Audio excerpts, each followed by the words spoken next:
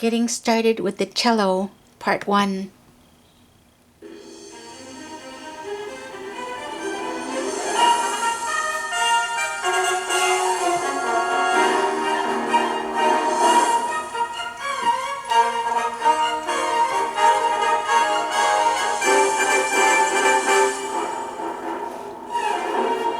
Welcome to Essential Elements 2000.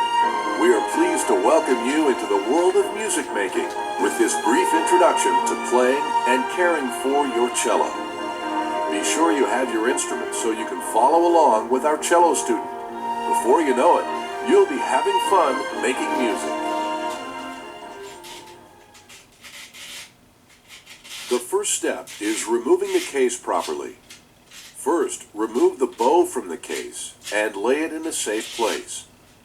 You will not be playing with the bow yet, but it is necessary to remove it so that you can unpack the cello safely. Now, unfasten the case.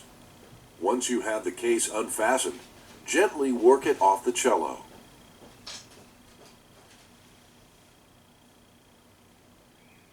After you have removed the cello from the case, carefully hold it by grasping it around the neck. Remember that the cello is a fragile instrument and can be easily damaged. Start learning the names of the parts of the instrument. They are scroll, pegs, peg box,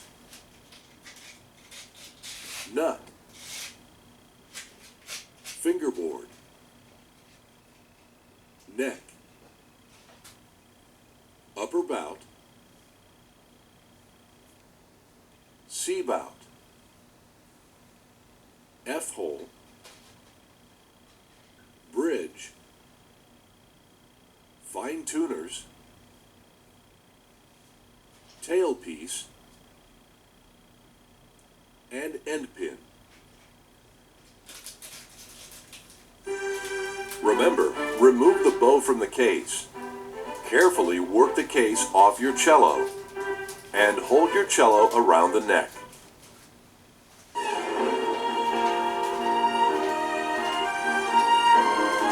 Now, let's learn how to play pizzicato. Pizzicato is a plucking of the string. Adjust the length of the end pin so the scroll of the cello is near your nose when you are standing.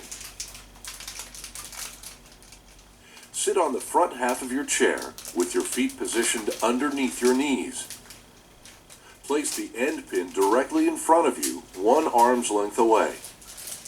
Lean the cello slightly to the left and allow the instrument to rest against your chest. The C peg should be near your head behind your left ear, and both knees should touch the cello just below the C bout. It may be necessary to readjust the length or position of the end pin.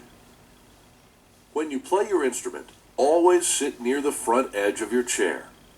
Your spine should be straight and tall, your shoulders back and relaxed, and your feet flat on the floor. Now, turn your right thumb upside down and place it against the side of the fingerboard. Then extend your index finger. Let's pluck each string 4 times as we identify its name. The smallest string is the A string. Next to it is the D string. Then the G string. And the largest string is the C string.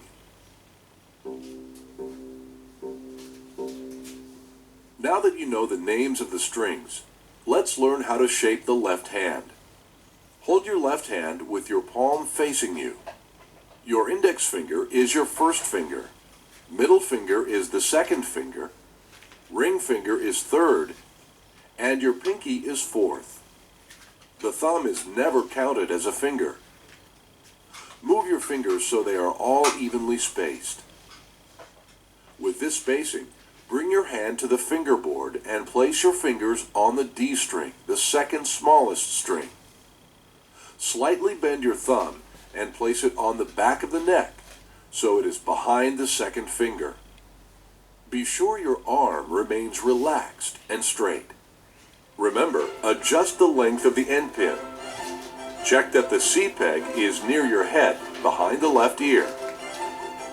Your knees should touch just below the C bow. And your left thumb should be on the neck, behind your second finger.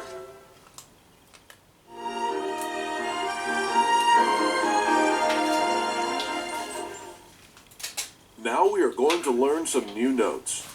Before you play, check your posture and make sure you are holding your instrument properly, keeping all 4 fingers down on the D string. Now place your right thumb against the fingerboard and use your index finger to pluck the D string while keeping all 4 fingers down. This produces the pitch G, which sounds slightly different than your open G string. Pluck this several times. Now, gently lift your 4th finger while leaving your 1st, 2nd, and 3rd fingers on the string. This produces the pitch F sharp. Pluck this several times. Then, lift your 2nd and 3rd fingers, leaving only your 1st finger on the string. This will produce the note E. Also, pluck this note. As you lift your fingers, always keep them close to the string. Continue to practice lifting and setting your fingers several times on different pitches. Good playing habits will allow you to make fast progress. You are ready to move ahead in your book.